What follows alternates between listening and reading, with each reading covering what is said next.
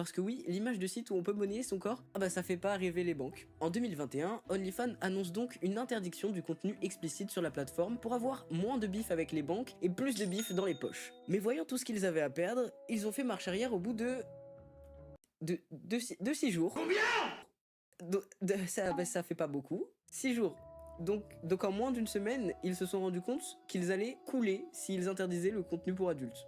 Qu'on ose me dire après que les cours de dessin de Thierry ne sont pas une couverture. Ah, et puis tant qu'on parle image, il n'y a pas besoin d'aller très loin pour trouver de multiples scandales autour d'histoires de revenge porn ou encore de pédocriminalité sur la plateforme. Parce que oui, qu'un mec de 27, 33 ou 180 ans paye une fille de 16 ans pour avoir des photos d'elle nue, bah ça pose légèrement problème, d'un point de vue légal par exemple.